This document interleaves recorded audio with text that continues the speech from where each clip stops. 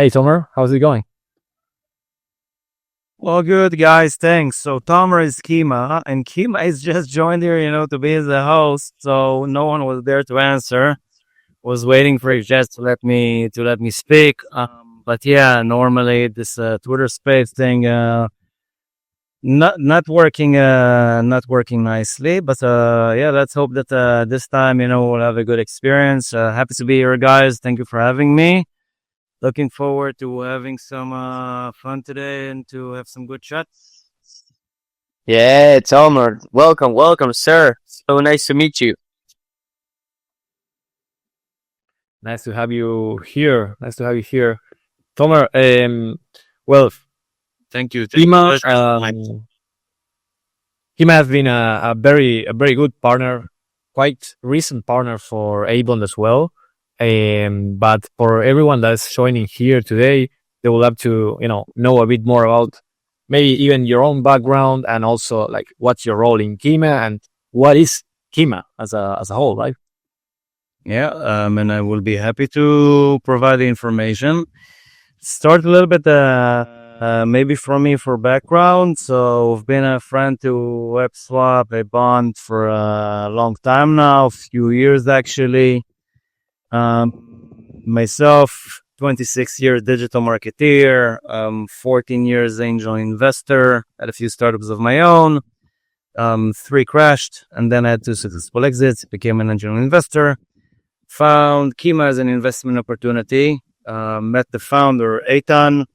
I was mind blown by the technology that they're building. I first thought it was something that cannot really be real. So I asked to have a one-on-one meeting and to actually see that it works. I met Eitan and the team. Was amazed that I actually built Kima. It was then basically like a proof of concept.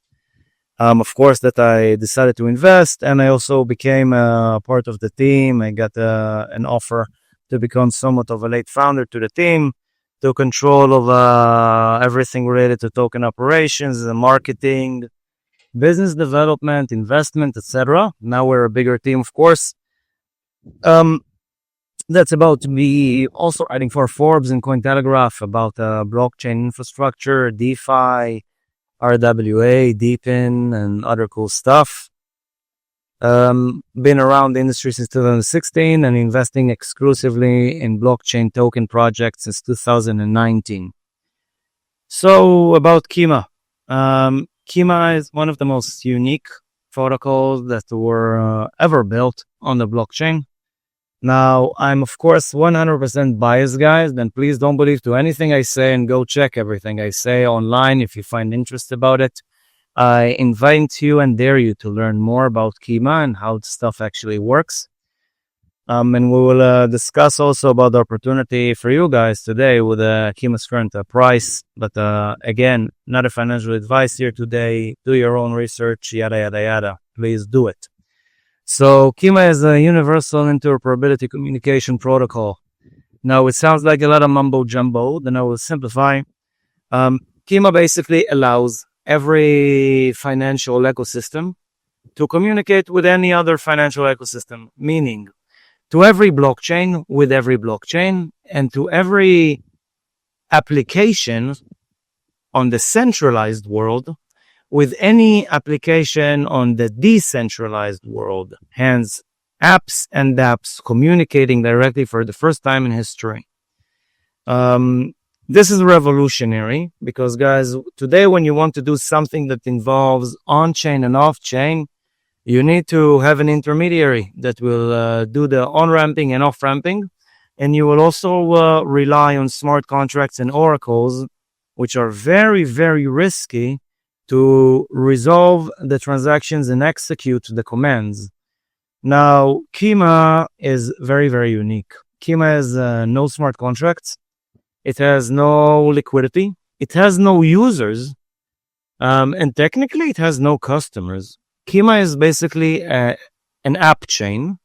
It's an application chain that is used to validate events, you can say, financial events on every blockchain and every centralized financial ecosystem, and then to execute the rest of the flow according to the command it was given after the first event has happened. To simplify, today, if you want to take $1,000 and you want to buy with your credit card USDC, the only way for you to do it is to use an intermediary that will be doing the on and off ramping. You will need to go through KYC, KYB, then you will take the credit card, you will buy with $1,000, you will be getting, let's say, 970 USDC. $30 will basically go to pay the fees to the intermediary, and it might take a few minutes if you already have KYC and KYB there, and it can end up in a few days. Kima eliminates it completely. We have no smart contracts here involved. There are no intermediaries. So imagine that with Kima, you just take your credit card, you swipe $1,000, and you get on the other side $1,000 on whenever 1,000 USDC or USDT on whatever chain you want, like magic. In addition, with Kima, you can do cool stuff like, let's say, connect your Bitcoin to your bank account, and then your bank account will allow you to take mortgage to buy a house while locking your BTC to its BTC address. For example, use it as collateral. You can move assets between centralized and decentralized with a click of a button. And theoretically, if you're playing PlayStation or Xbox, you can even mint your PlayStation or Xbox achievements to whichever blockchain you would want as an NFT. So these are some of the things you can create with Kima. Very, very unique protocol. On the decentralized side, we are, of course, working with most blockchains that are popular today. Everything is public on GitHub. And of course, on the decentralized side, you can see how the network is built and understand all the layers and the parts that are taking a part and shape of that system. On the centralized side, we have 3 patents pending. This is like where the things become very, very unique for Kima. The technology has 3 patents on it. We're backed by MasterCard, FinSec Innovation Labs, and by some other big titans in the industry. And what we do on the centralized side is something no one else can do.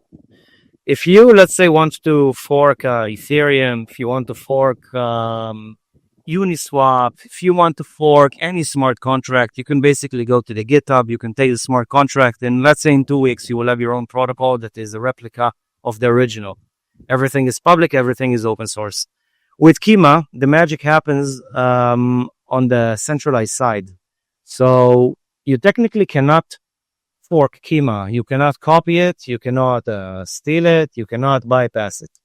And as for now, we're the only solution on Earth that truly enables interoperability between what we call the Web 2 world to the Web 3 world, to the centralized world and the decentralized world, enables seamless operation with no intermediaries and theoretically at the speed of light, because we have no latency, as no smart contracts and no oracles are part of the network. It unlocks a new era for DeFi, namely. It enables the true existence of real-world assets that at the moment mostly are big words with big promises that no one actually understands how we're going to make this thing liquid and how we're going to protect it and how we're going to secure deals made with it. So with Kima, we truly enable it to exist, again, with no intermediaries. And it makes the decentralized technological world, the whole ecosystem, suddenly is compatible and user-friendly to the centralized world. For the first time in history, no need for smart processes, no need to do any weird, strange 60 processes operation in order to have something happening on the centralized or decentralized side, and vice versa. And of course, by its unique nature, we're also enabling every blockchain to communicate with any blockchain as part of the technology. So that's Kima in a nutshell. I love it. I love it. First, I have to also comment on how you basically did or can do everything, right? From investing, that's so cool that story started there. You also went into marketing, also business development, and now it's like all around crazy background for yourself. I would tell you a secret about it. When you start as a young entrepreneur, you're so poor that you just have no access, to any resource, to actually hire people. So when you start as a young entrepreneur, you just have to learn to do everything on your own because you have no other choice. You have no employees. So you basically, you're the CEO, you're the cleaner of the office, you're the one preparing the pitch, you're the one selling it, you're the one executing it, you're designing it, you're programming it. You learn how to do your own financials, because you're so poor that you are forced to do all of it on your own. So yeah, been around and had to do lots of stuff. Thank you. You're basically are the team, right? Just an all in one. But going into Kima itself, that I think it's such a a lot of use cases that you mentioned as well. I'm sure there's a lot more. I'm wondering a bit of what kind of partnerships with the TradFi are you guys managing to do? Because if you want to have all your Web3 assets being, usable and have these payment rails over to the Web2 world as well, I'm assuming you guys need to also go into TradFi kind of partnerships, right? You're completely correct. Actually, our main focus is TradFi. This is our main niche. We are completing the experience to existing bridges by providing the unique resolution for the centralized side that none of them have today. To be very clear, we're not a threat to any existing bridging protocol, but a friend. We are a partner to all of them. We are not here to replace Wormhole. We're not here to replace Layer 0. We're not here to replace XLR. We are basically working with all of them. We would really love to partner, and to those who we are not partnered already with, we are here to provide the ability to connect to the centralized world, which is the true future of the decentralized ecosystem. So we are here to help every builder and developer to connect to the huge world outside by using the Kima protocol. We're not here to replace everyone. You can think of us as Google that presented the Android operating system. So Google was not competing with LG, with Samsung, with Xiaomi, with Huawei.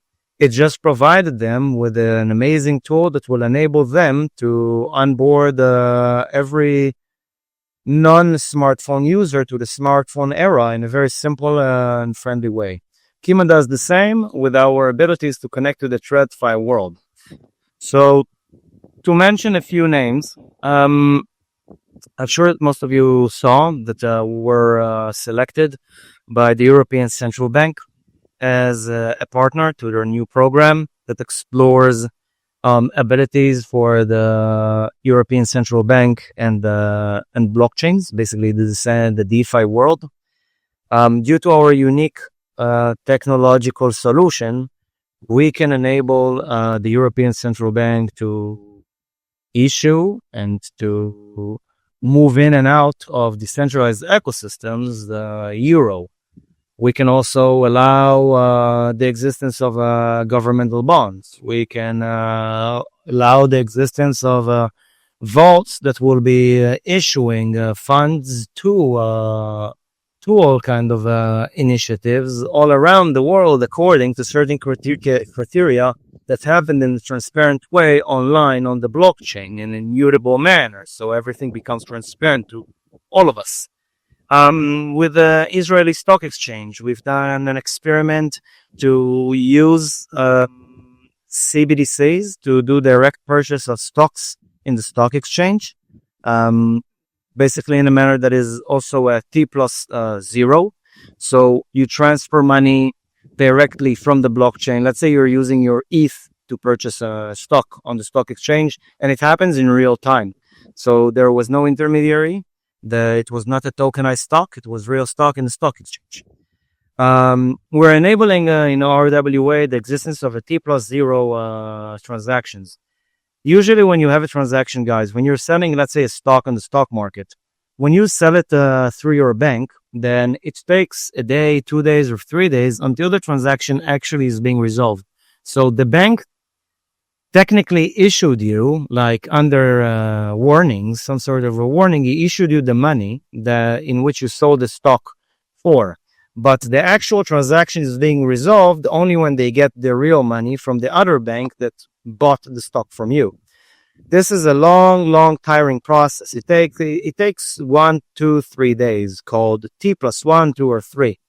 Very inefficient for liquidity in the whole world. Using our technology, guys, everything can happen with T plus 0. It happens like in real time. You get the money, you get liquidity in a second, and the other side gets the stock. It's mind-blowing, and it's world-changing for the TradFi world.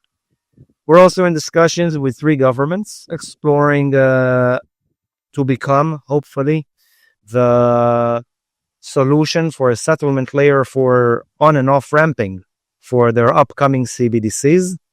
These things take time, guys. It's not like stuff that happens overnight. It happens basically, a long time. Sometimes it takes a few months, and sometimes it takes a few years, and then it doesn't happen at all.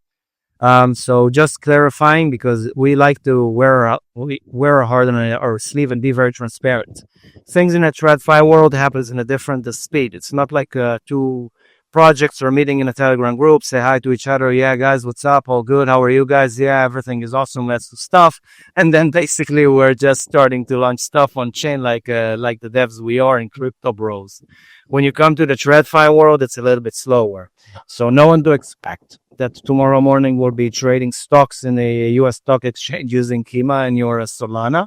It will take a while, if any, before we can do it. But we know that the only way to do such a thing is using the Kima network. Our token is what drives that magic. So exactly like your ETH, your SOL, your Matic, we are using Kima as the gas token for the network. But the beautiful thing with Kima is that no one needs to know that we exist. So when a protocol or a company or a bank or a government is using the Kima network, basically all of its users are now sending and receiving messages and executing through the Kima network. But they don't even know that we exist. But every time that a message has been sent from one end to another, our system using the SDK or the API has purchased a tiny fraction of the Kima that is needed to send the transaction. The user do not even feel it. They don't know that we exist. Imagine that like we're all connected to the internet now, either through satellites in the sky or through fiber optics, huge fiber optics running underneath the oceans and connecting the continents. So we don't even know who they are, who owns the satellite, which satellite it is, and who are the fiber optic providers, right? We don't know who they are. You know your internet service provider that you pay to. It can be Verizon, it can be T-Mobile, it can be whoever. You don't know who's the company that basically does the magic. Exactly same thing happens with Kima. So we only need a few big integrations technically to take over all of its users, which is going to completely change the whole way that this DeFi ecosystem operates. Wow, it's amazing, Tomer. How how many things are happening right now in Kima, and how useful it is for making people's life easier. I think that that's the whole concept around that. We are in this business, and we seek for financial freedom, but to get that, you need to have truly and real um, usage for people, like making transaction faster, making things work faster, making for the for the user more accessible, and that's a brilliant thing that you guys are doing, and you're doing extremely well. I was checking that your bond that you did with us sold out super fast and really well with an excellent result. And I was wondering how you guys are planning to obtain a like mass adoption in the future. Are you planning to expand to any particular ecosystem, or find a way to reach more people in the future? Of course. Great question, and thank you for the kind words. And again, you have an awesome community, and also we're very happy, to get the opportunity to have the bond sale with you guys. It helps, support the liquidity for the token, and of course, it helps to decentralize schema. So for everybody is a win-win-win situation. So thank you for the opportunity, and thank you for your great community for presenting the support that it has presented. The special thing about Kima, guys, is that when we have one protocol or one bank integrated into Kima and starts running operations on Kima, where basically all of its users are becoming Kima users, whether they like it or not. So most blockchains are fighting between each other on protocols and liquidity. They need to show that they have wallets, users, and transactions happening. But with Kima, every protocol that is connecting to the Kima network is basically now bringing all of their users to become the users of Kima. So imagine that we just need the European Central Bank, hope, if God's willing, to become the Euro settlement layer. If, we wish that it will happen one day, then basically every user in the European Union that is going to send euros, and not the only in the European Union, every user of a euro that will move euros, the centralized version of the euro to the decentralized version of it and vice versa, is going to use Kima, even though they don't even know that we exist. They don't need to know that we exist. So what kind of adoption is it? Is it 6 million users, 60 million? Is it 200 million users? It's this every user of the euro, billions of users? We don't know. Now, if we're integrating with one huge protocol, for interoperability between the centralized to the decentralized, let's say that I don't know. I don't want to mention names, because I cannot reveal too many things about that are happening now. But let's say that we're integrating to a bank. Right now, we're speaking to a few banks, and let's say to a very big bank in Dubai, for example. The moment that bank will allow users to use their crypto wallets with their current bank account in a hybrid manner, you understand that all of these users are going to start not of a blockchain assets. They're going to start using the decentralized ecosystem. So all of the customers of the bank suddenly became our users overnight. Their volume of trade and all the volume that they transfer is going to go through the Kima network. So we don't need to take over too many protocols in order to, let's say, win the volumes. It's like we need to find a few good ones that will just have to use us. And it's not a question, ladies and gentlemen, of if someone is going to use that technology. At the end of the day, as you can see that the ecosystem is evolving and growing, people will have to accept the decentralized financial world as the best solution for finances onwards if humanity wants to progress. It's not a question of if, it's a question of when. Now, if they will not use Kima, they will use another solution, one of our competitors. So at the moment, the only ones who know to do what we are doing is us. And there are two other companies who are now trying to compete with us, coming from the centralized world and trying to offer. Basically, they're stating that it doesn't matter their names, they're stating that their solution would be, of course, enabling something very similar. They don't have the technology yet. They raised dozens of millions and the big American way, big funding, and they're just starting to build. But we have the technology today, and eventually the centralized world will use one of us.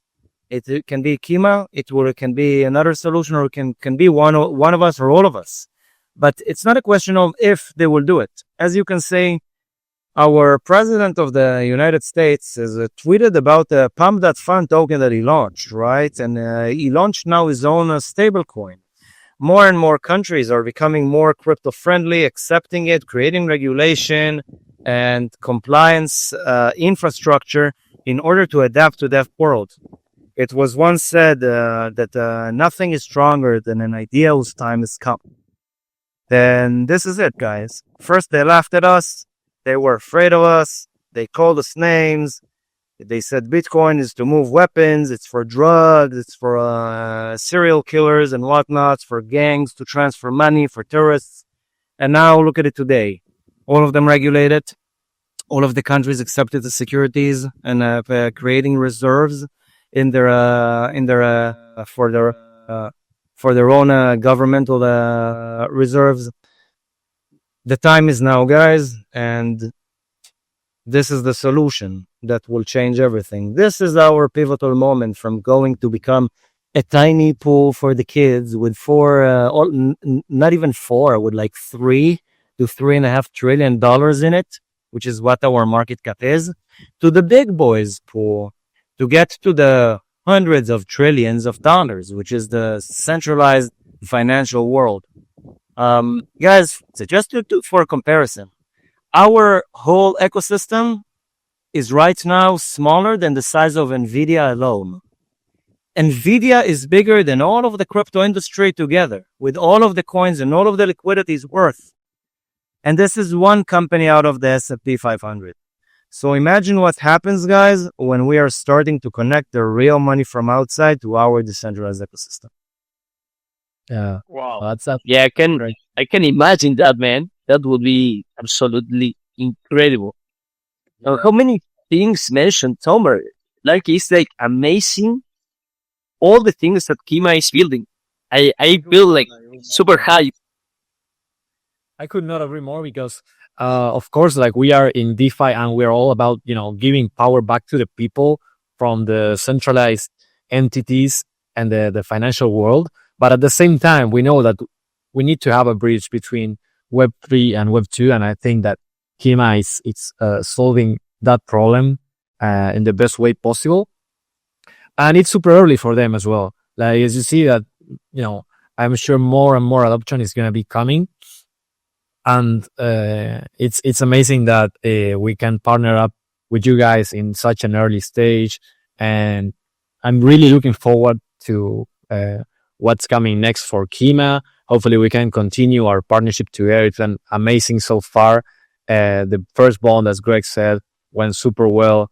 And I'm sure users, even listening now more to you, Tom, and also learning more about Kima, they couldn't be also more hyped for having a new round of bonds and seeing what more Kima can bring to the table. So yeah, I'm super excited and super happy to have you here to, let our community know so much more about Kima. And yeah, I'm extremely excited. So thanks a lot for coming. And if you want to say anything else. Thank you so much, and thank you for the kind words. Indeed, right now in this market, we've been through a fire sale. Everybody were just selling everything, and it doesn't matter. The people sold whatever they have for liquidity. I would not recommend, of course, Kima because it's biased. Then I would just say, that this is a great opportunity to pick up a lot of tokens. You have a better opportunity, you have more opportunities, and maybe even, better opportunities. Although I'm biased again, then I do not think so. But a lot of opportunities out there, guys. I think not a financial advice, do your own research. But if there was a time, to buy, I think it's after fire sales. People were basically selling everything they can for everything they could get out of fear. These are the times, that you look back at history and you say, how come I didn't buy Solana at $8 when it dropped at July 23? How didn't I buy it? How didn't I get it at June 23, right? How didn't I buy BTC when it fell to $3,000? So to those of you that understand where the future is going to, look for the diamonds because there are a lot of diamonds in the rough now, and this is the time to pick them up. Good luck to all of the hunters. And thank you for having us again. Wow, man, amazing. That's a really nice way and strong to close. Such a beautiful presentation and an explanation about what's happening with Kima. So I would love to see some reactions, some emojis from the listeners, from the apes that are listening right now. If you want to have another round of Kima bonds, let's see some reaction, guys. Put some hearts for Tomer. Let them feel our love, man. Tomer, what a beautiful moment. Thank you, sir. Thank you for that. A lot of diamonds in the rough, indeed, huh? And speaking as well of diamonds, we have a couple other partners as well here, and we're all about diamonds in the rough. You, Greg, are also a diamond. Yes. But extremely rough. I think I can take only the rough part, not the diamond, sir. Yeah. But well, let's move on to our next partner, our next diamond here, which is Ethermail. I think we have Gerald from Ethermail with us. Gerald, are you there? Yes, correct. Hey, man, I'm here. How are you doing? Great being here, actually. And thanks for having us. Thank you for being here. We are doing great, and we'd love to know how are you, a bit of your background, and also tell us a bit more about Ethermail. Our community has learned a bit as well from you, as you guys are also a recent partner, but yeah, tell us a bit about Ethermail. Cool, man. Yeah, thanks so much for having us again. So a bit of my background. So I've been building for 20 years businesses, always as founder and CEO, basically.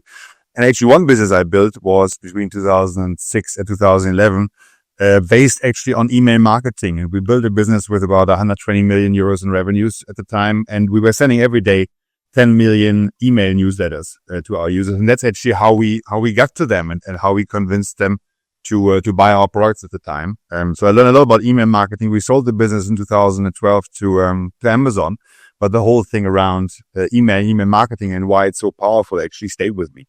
So fast forward 5 years back approximately, we started to invest into Web3 projects and of course in Bitcoin and other projects also. And then my co-founder actually, Shan, with whom I've been working for the last 6 years actually, came up with the idea and said, listen, Gary, what's going to happen to email in Web3? And my first reaction was, I don't know, to be honest. Is it going to be still around? Is it relevant or not? And what can we do with it? And he said, yeah, look, I mean, there's 4.2 billion people who are using email every day. Of course, there's social media, but email still works very, very well, actually, and is one of the best performing mechanisms. And why don't we try to bring it over to Web3? And he came up with this idea of connecting basically a wallet to an email, which is your wallet address at ethermail.io. And that was in 2022.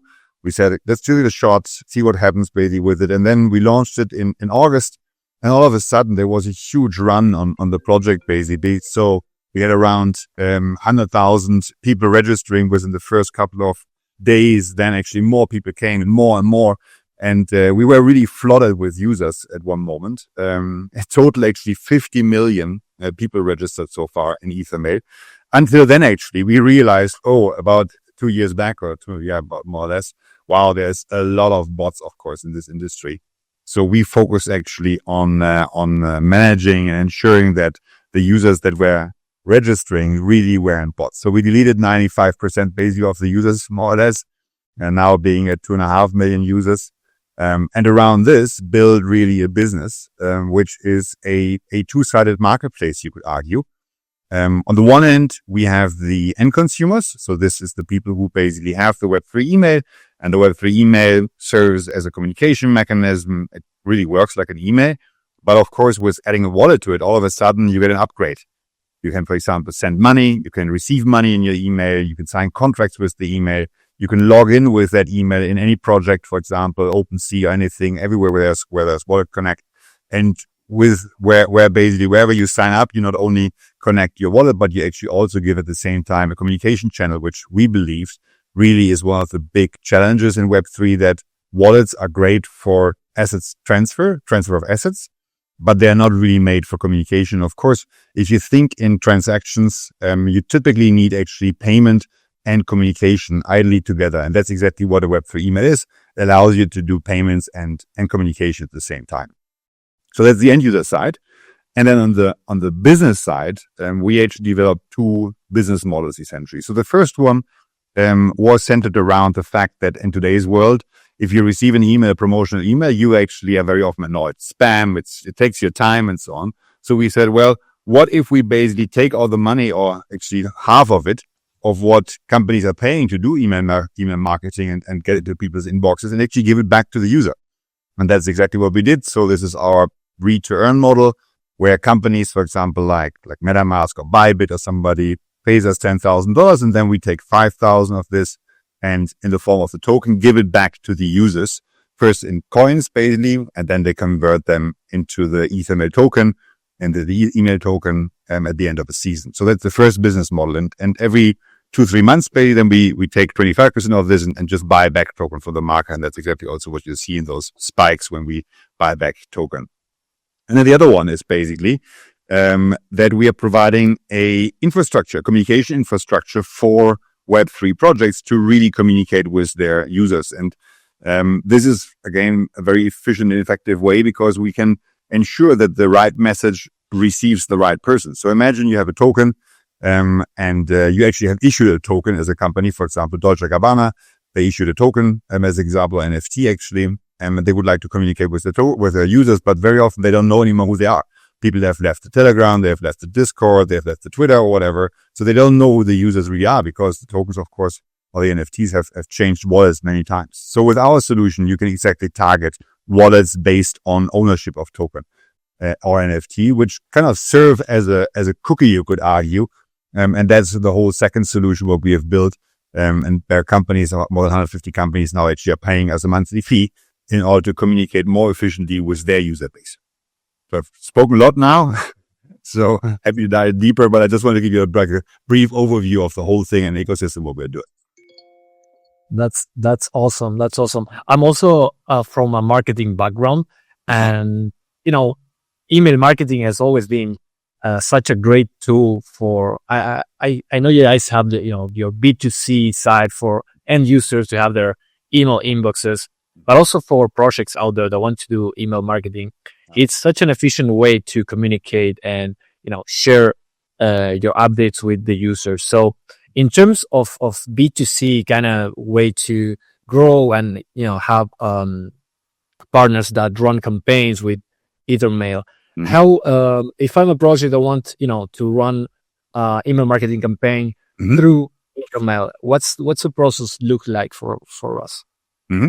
Yeah. So, what we have seen, and glad to hear that you love email marketing. What we have seen very often is that very often people don't really understand very well email marketing. It's a little bit like a lost child, you could say, within the marketing mix, because again, people don't see it. And of course, it's much more flashy to do Twitter campaigns and things are shared and so on. And it feels better, right? There's a lot more vanity metrics, you could argue. But then if you look into the numbers, the truth is this, for example, if you have 100,000 followers on your Twitter account, really only 1 to 4% of the people ever see your posts. simply because of the algorithm of Twitter and all the other socials, because they basically are throttling you. Unless you pay for each post, people don't even see it.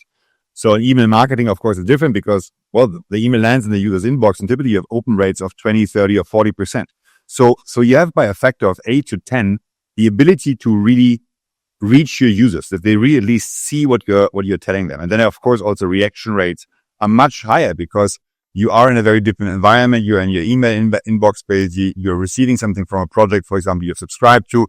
And of course, an email is much more rich in format and in content than basically what you could get, for example, on social. So how can companies work with us? Very simple. We have now developed, and that's something also learning what we have seen over the last 12 months, when we really started to push the B2B side of our business. We really provide a full service offering. So we basically go to the project, we define what are the objectives of the company, and then we help them build their newsletter list from 0 to 10, 15, 20, 50,000 people basically. That's not only building it, meaning that they can also access our users, but of course also their community, bringing it over from Twitter, for example. But then we also actually write the emails and we help them to have the right messaging, and ensure that the content that is there is really relevant. Because again, very often companies don't know really or don't have the time to really take care of this. And that's basically what we do is we call it newsletter as a service. So it's a NAS and we take care from A to Z to build your newsletter list. And of course, it's your list. So whenever you want to, you basically take it over. You pay a small fee for the SaaS, which is between 50, 100, 500 bucks per month, basically. And then you really own your data. You own your community. You can do whatever you want to do with it, basically. Nice. And sounds like the users also can get something in return as earning for reading, right? So that's a great combination. Greg, I don't know if you want to chime in as well. Yes, of course. Gerald, thank you for all the great ideas and concepts you are sharing with us, with all the apes. I think this information is crucial for all our ape users to understand and to have the opportunity to be part of the Ethermail concept and what you are building. And I would love to know a little bit more about how does the wallet-to-wallet messaging work? Because I think that part of the communication in crypto is broken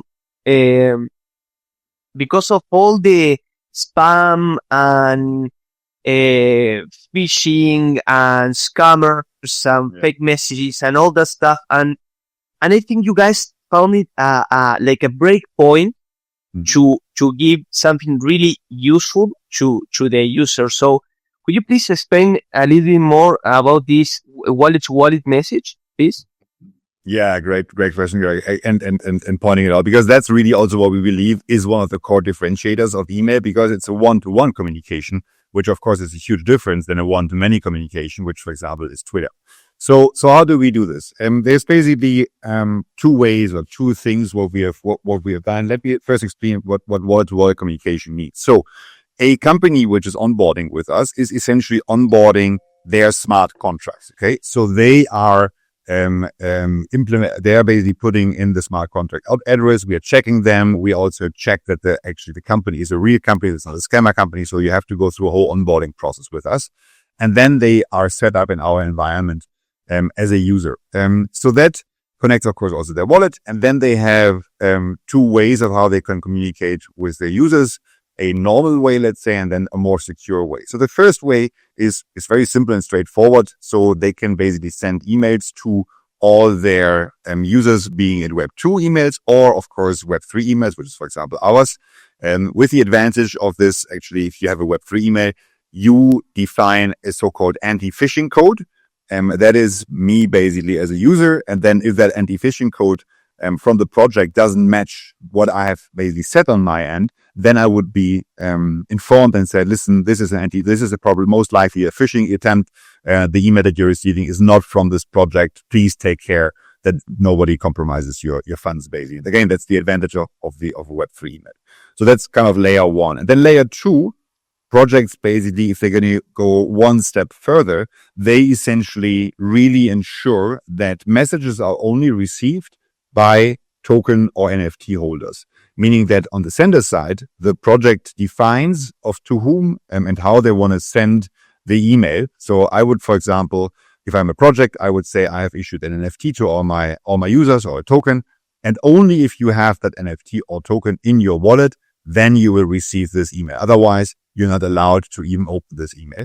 So again, it adds a layer of security also from the project side that not everybody can actually read these things. And for example, specifically for token airdrops and the like, and this is super important that we really try to avoid bots and any other non-verified users to claim for some token airdrops and so on, and to ensure that we really have only real users. So these are the two main points of how we ensure this with projects, to ensure proper communication and that there's no anti-phishing going on. Or phishing going on. Nice. Thank you for that great explanation, sir. And well, it's also a good opportunity to remind all our apes that are listening that right now you have Ethermail available as a bond to access. For it, you can get almost a 28% discount or bonus in the EMT token. So take your opportunity, make your move. As usual, everyone, and as Tomer mentioned, everyone needs to do their own research. Yeah. But, well, as you listen to Gerald, this is a solid project, has a great future ahead. So thank you so much, Gerald, for all the alphas you share. And create an Ethermail inbox, right, everyone? Yes, of course, exactly. Yes, 100%. Exactly. We do token airdrops and so on. So make sure. And also, for example, we're also going to have very soon AI updates on all the token NFT holdings. So if you connect your wallet, you basically automatically would get a weekly email with information of what's happening in your portfolio, what's are the ups and downs, and really targeted toward you. So thanks a lot, everybody, for listening in and giving us the opportunity, and looking forward to doing more with you guys. Thanks so much. Thank you, Gerald. Thank you. And love to have also Ethermail as a partner of ApeBond.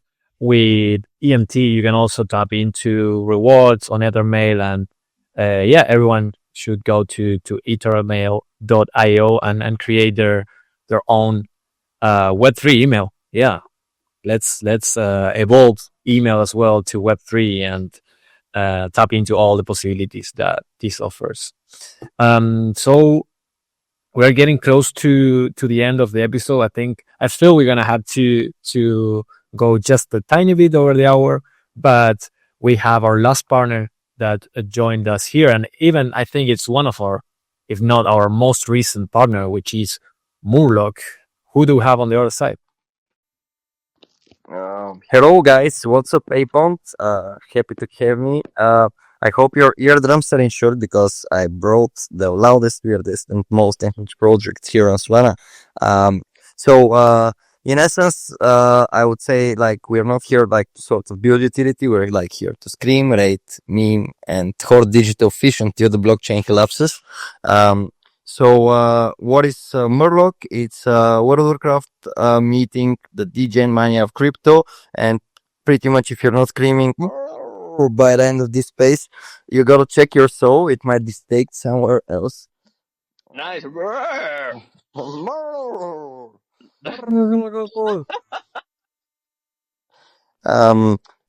Once again, thank you for having us here. Pretty much for everybody who is not aware of what is Murloc, it's one of the most iconic characters coming from the World of Warcraft game, which has been with us since probably some of the people in this space weren't born yet. But we're not like a meme coin only. It's a movement which is powered by lore, by the tribal community that we have created. And in essence, we didn't just slap a dog on a coin. We just pulled a screaming amphibian out of Azeroth and taught him DeFi. The reason we decided to go with Murloc was because everybody in the team has been hardcore gamer for most of their lives, and we know that like gaming and crypto are pretty much tied together. And back in the previous bull runs, we know that like GameFi even was a thing. What we're doing is we are actually targeting a lot of WoW players, gamers as a whole, and we know that there's a lot of millions of them already that understand trades, loot, staking, grinding, and we do believe that they were born to farm liquidity. So everything we have within our project, it's not some AI generated easy thing, but it's everything is handcrafted from our inside team, and we have decided to partner with ApeBonds because we believe that what ApeBond is doing is actually giving a lot of decentralization to the holders in the different projects. So yeah, once again, thank you for having us in this space. It's really awesome to be part of this amazing community. Amazing. This is so fun, so fun. I'm also, love the Warcraft universe. So there's a real cool meme coin, and there's a thing to be said about meme coins and getting, being sometimes the entry door for so many users, and also a place for people to have fun. I know you guys are very early and working towards going to TCE later on in the year. But well, I think the ecosystem that you chose is Solana, and I want to know what was your thought process for the state of meme coins there, and on why Solana specifically. Well, we do believe that actually Solana is the go-to chain when it comes to retail engagement and to mass adoption. We also saw how a lot of the projects that joined the Solana ecosystem were actually very focused on community engagement and on building a strong community around the ease of access coming with Solana, with all the DEXs, all the wallets, the Solana phone coming out, and all of these parts of the ecosystem that actually allow the average retail user to be able to onboard and to use Solana. Also, I do believe that Solana is one of the chains that's going to maintain low fees over the course of expansion. Pretty much, we all know that like all the transactions right now are happening lightning fast, and all the gas fees are super low there. So this was one of our major strategy points, upon which we decided to go for Solana. Of course, over the years and over the months to come, once we launch, which is going to be actually pretty soon, it's coming by the end of next month, we are going to first go on a DEX. I'm going to refrain from saying the DEX's name right now, but the SEX's name right now. But once we go live, we are going to look towards expanding also on Ethereum, and after that, we'll see what the community wants and in what direction we want to expand the project. Amazing. Yeah, sounds like Solana is the go-to ecosystem for communities and meme coins. And well, you guys already launched the ApeBond. The earliest way you can buy the Murloc token right now is through a bond as a pre-PCE bond. That's one new type of bond that we developed for early stage process as well. So it's amazing to have you guys with us. And from our chats, I remember that well, in your team you also have very talented people that can create a great story. And I want to know a bit what type of stories, NFTs, memes can we expect, as well as in real life events or community activations. And also like are you tying everything together with the Murloc token? What does it entail? A bit of everything. Sure. So like before, like the blockchain, the Murlocs ruled the chaos of Azeroth, which was created and owned by Blizzard.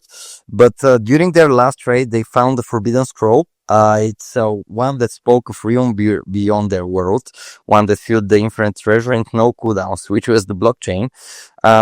So they were wild creatures, and eventually one day they decided they don't only want to get fish, they also want to get and receive tokens and get into the chaos that pays in APY. So that's where like Murloc coin was born. It's not just another meme coin, but like the byproduct of digital chaos entering a new world. And in this sort of strange liquid world full of floating coins and dexes, the Murlocs had one instinct, which was to hoard. But they needed their own loot, so they forged Murloc. It was not to build, but to pillage. And this is sort of why Murloc isn't so much like a lot of the coins promising utility checklists. It's about energy. It's about culture, about unleashing Web3's loudest community. And this is why we decided to focus a lot on having real world activities focused around putting stickers all around bus stops, metro stations, all the things you name it, toilets in cool restaurants, in not so cool restaurants, in shady places. And suddenly like people actually started doing this, out of nowhere. We actually built a code.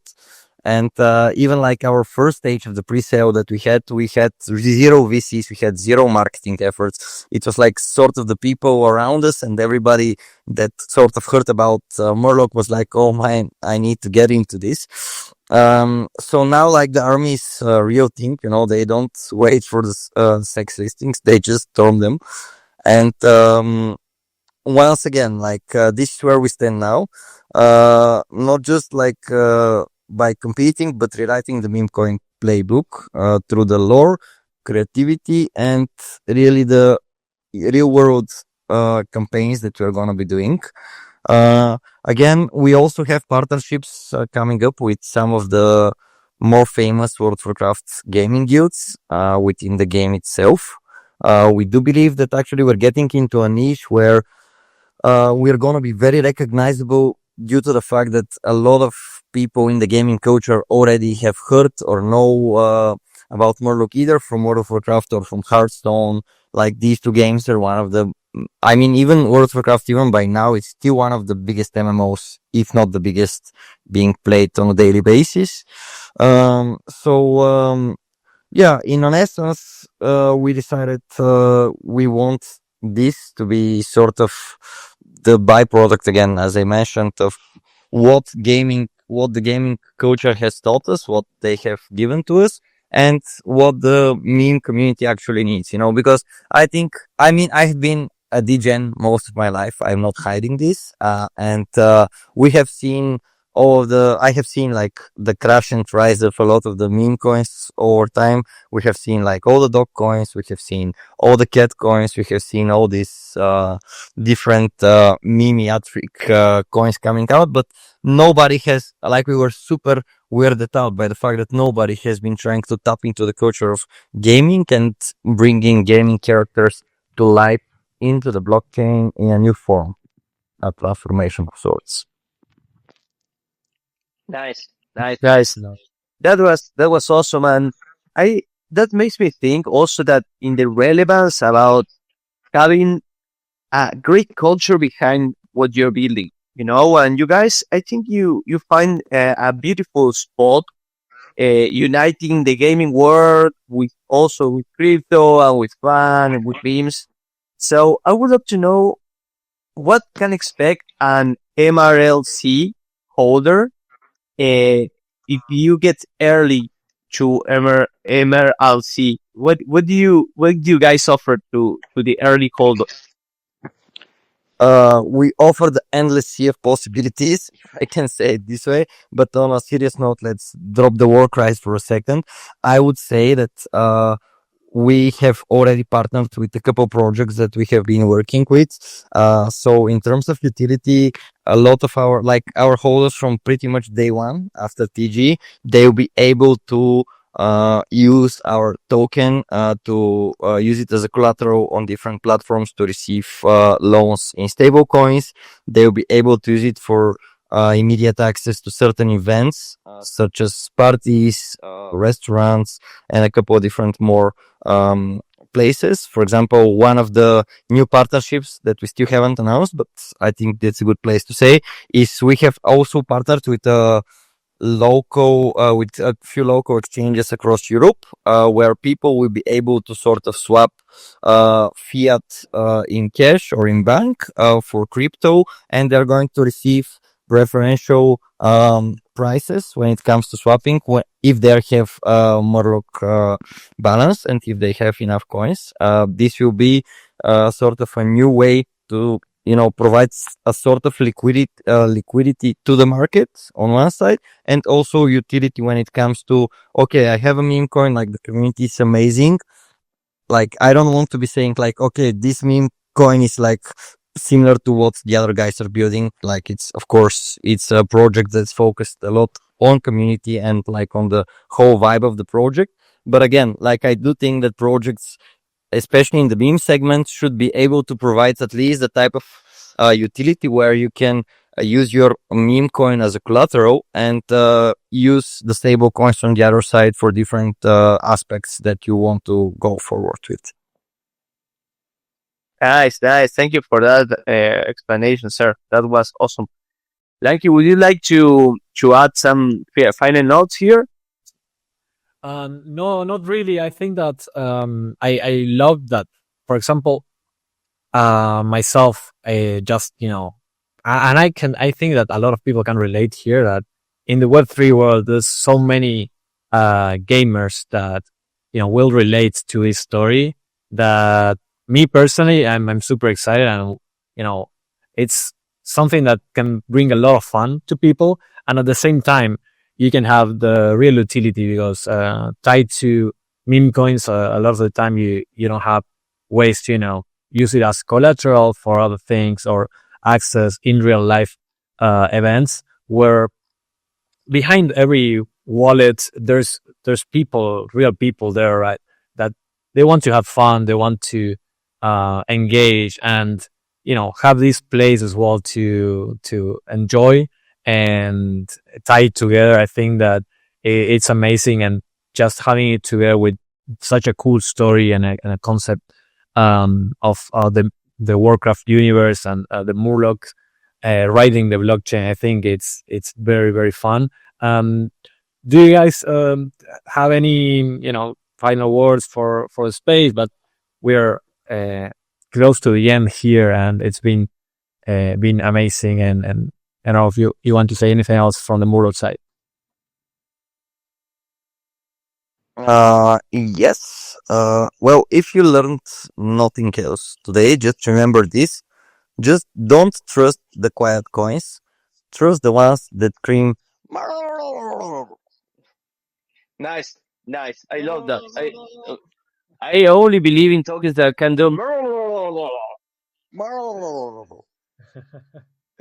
I love it. Yeah, I it. like to keep it. I like to keep it short. So yeah, that would be really the last thing I would like to say about what we're doing. And I would like to invite everybody to sort of just join the community. Feel the vibe in Discord.